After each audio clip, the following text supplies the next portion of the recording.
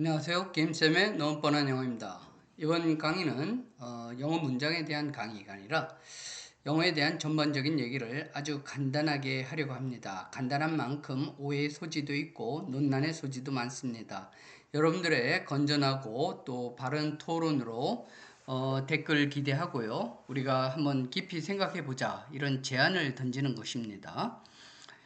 일단 우리가 영어 교육이란 말은 이제 완전히 자리 잡은 말이죠. 그런데 제 제목이 영어 교습의 세 가지 불편한 진실이라 그랬습니다.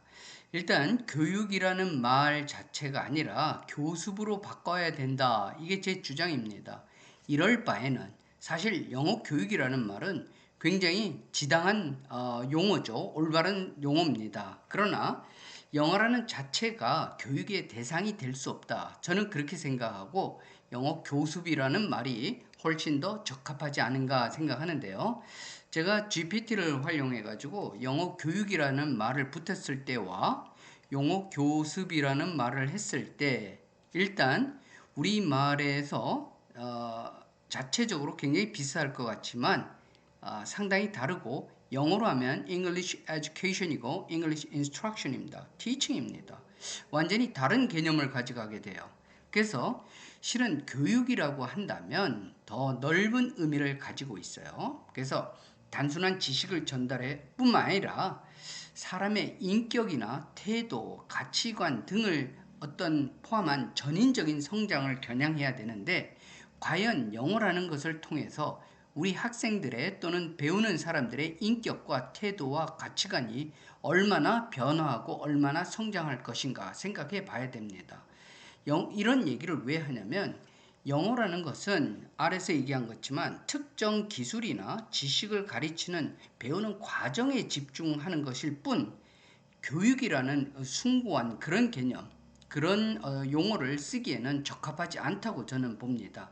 그래서 물론 인격이나 태도, 가치관, 또 영미 문화의 그런 세계를 접할 수 있고, 또 우리가 세계인으로서의 역할을 하기 위해서는 여러 가지 문화나 그런 것을 배워야 될 필요가 있죠. 만약 진정으로 그런 목표를 삼고 있다면 영어 교육이 합당하죠. 그렇지만 현실적으로 볼 때는 우리가 그런 어떤 인격, 태도, 가치관의 변화와 함량을 위한 것이 아니라 그냥 어떤 줄세우기 시기에, 또 대학 입학 시험의 수능에서의 고득점을 노리는 그런 어떤 전략적인 과목으로 변질된 이상 영어와 교육이란 말은 어울리지 않는 말이라고 생각합니다. 그래서 제 생각은 진정한 영어 교육으로 거듭나야 된다는 얘기를 하는 것이지, 이렇게 폄훼하는 그런 뜻은 아닙니다. 그래서 좀 우리도 영어 교습 버리고 영어 교육 쪽으로 방향을 틀어보면 어떨까, 이런 생각을 하고 있습니다.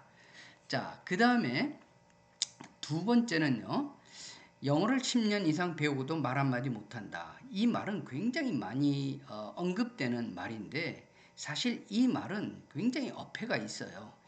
영어를 10년 이상 배웠다 그러는데 10년을 제가 한번 계산해 봤어요. 365일 24시간이죠.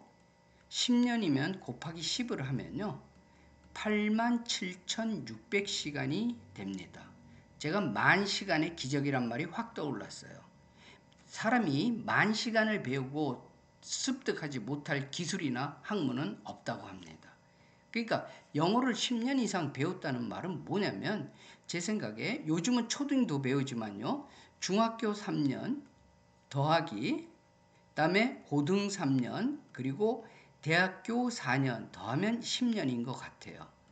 근데 이 땅에 거주하면서 10년 이상 영어를 배운 사람이 어디 있습니까? 매년 우리 중학교 때 영어를 배워야 하루에 몇 시간을 배웁니까? 도무지 10년 이상 배웠다는 이 말을 할 수가 없는 거예요. 본인의 어떤 노력과 또 제도상의 문제점, 그리고 교재의 부적합성, 이런 것들이 복합적으로 생겨서 우리가 영어를 못하는 것이지, 전적으로 교재나 교습 방법이나 이런 것 때문에 생기는 건 아니거든요. 그래서 10년 이상 배우고도 말 한마디 못한다. 이건 진짜 말이 안 되는 얘기입니다. 10년 이상 제대로 해보세요. 8,760시간을 이 시간이 되는 겁니다. 여러분들이 하루에 1시간씩만이라도 했어도 매년 1년에 하루 24시간이 아니라 1시간씩만 했어도 여러분들은 영어를 10년이 지났으면 영어를 잘할 수 있었을 것입니다. 그런데 되돌아보십시오. 저를 포함해서 하루에 1시간씩 꾸준히 영어 공부를 한 사람이 우리나라에 몇이나 되겠습니까? 이런 말은 하지 말고요. 여러분들 핑계 대지 말고 교재나 교습 방법에 핑계 대지 말고 우리 저를 포함한 본인들이 한번 자성을 해보세요. 나는 얼마나 꾸준히 열심히 했는가. 그러면 답이 나옵니다. 그리고 영어를 과연 모국어 습득 어떻게 하죠? 간단히 말씀드리면 우리 어떻게 합니까? 되돌아보면 듣기를 먼저 하죠. 그리고 말하기를 배웁니다. 그리고 한 4, 5세 정도, 빠르면 4, 5세 정도부터 읽기를 하고 그 다음에 쓰기를 합니다. 일반적인 과정이에요. 이런 것은 모국어에 해당하는 것이지 듣기, 말하기를요. 아이가 말을 한 돌 지나자마자 입을 트게 되는데 단발적인 말이죠. 엄청난 수만 마디의 말을 듣고 그 인풋에 의해서 나오는 아웃풋이 엄마 뭐 밥 줘, 이런 옹알이식입니다. 그 한두 마디를 뱉기 위해서 아이가 수만 마리의 마디를 주변이나 엄마, 주로 엄마겠죠. 주변 환경으로부터 배운 결과가 그 옹알이에요. 그런데 우리가 지금 이 땅에서 아무리 외국인이 좀 많이 들어왔다 그래도 모국어 이 영어를 우리가 접할 수 있는 기회가 얼마나 됩니까? 도저히 이 환경 자체가 다른 겁니다. 모국어를 배우는 것과 영어인 제2 외국어를 배우는 이 환경은 전혀 다르기 때문에 우리가 영어도 모국어처럼 듣기, 말하기 먼저 어렸을 때 조기 영어로 하고 그 다음에 읽기와 쓰기를 하자. 이런 순서를 한다는 건 저는 좀 문제가 있다고 생각합니다. 듣기, 말하기. 그러면 이제 어떤 순서로 해야 될 것이냐. 저도 뭐 나름대로 생각은 있는데 경험에 비춰서 보고. 근데 여기서 그 얘기까지 하기는 뭐하고요.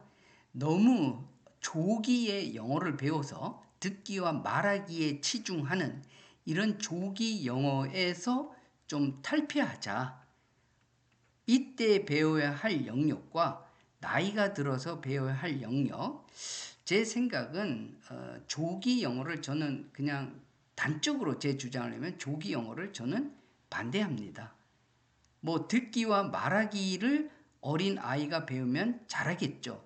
우리가 피지컬한 적이니까 신체적인 거니까. 그러니까 아이가 피아노나 태권도를 배우면 상당히 성인이 되어서 배우는 것보다 빨리 흡수하죠. 빨리 습득을 합니다. 그러나 그것은 어떤 뭐 태권도나 이런 거에 보면 파괴력이나 이런 것은 어른이 배웠을 때가 더 좋거든요. 그래서 적절한 시기가 그러면 언제 영어를 처음 배우는 게 나을 것인가 이런 땅에서요. 이 땅에서 영어라는 것을 많이 접할 수 없는 이런 척박한 환경에서 어떻게 하면 배우기 좋을 것이라는 것은 뭐 케이스 바이 케이스고 개인의 역량에 따라 다르기 때문에 일반화시키기 어렵고요. 단지 지나치게 조기 영어를 하는 것보다는 차라리 모국어로 된 모국어, 우리 한글로 된 책을 많이 읽자. 예, 책을 많이 읽는 것이 결국은 영어를 배울 수 있는 토양이 되지 않을까 싶습니다. 그래서 뭐 듣기와 말하기는 좀 성과가 빨리 나니까 이걸 배워서 좀 특히 어린 아이들 말하는 거 하면 진짜 영어 잉글리시 라이크하게 잘해요. 발음도 좋고. 근데 그게 영어의 전부가 아니라는 그런 생각을 한다면 굳이 뭐 듣기 말하기에 치중하는 조기 영어 저는 그렇게 할 필요 없다고 생각합니다. 제가 짧게 한 10분 만에 진짜 큰 주제입니다.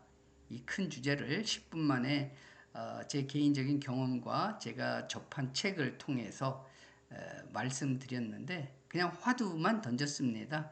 언제고 정말 우리가 진지하게 생각해보고 지금의 수능 체제나 지금의 영어 교습 체제를 바꿔 나가면서 정말 행복한 영어 교습이 아니라 행복한 영어 교육으로 전환되기를 간절히 바라는 마음에서 그냥 논란의 소지가 있는 글을 던졌으니까 의견이 좀 다르더라도 여러분들도 각자의 의견이 있을 수 있잖아요. 좀 건전한 올바른 용어와 태도로 댓글로 좀 뭐 서로 의견 나누고 언제좀 한번 큰 장이 마련돼서 우리가 서로 영어와 관련된 일을 하는 분들이 모여서 건전하게 토의하고 발전적인 방향을 제시했으면 하는 바람입니다. 영어 때문에 학생들 너무 고생해서 답답해서 오늘 이런 근본적인 얘기를 늘 가지고 있었던 생각입니다. 짤막하게 올렸으니 이해하시고요. 구독과 좋아요로 많이 응원해 주세요. 감사합니다.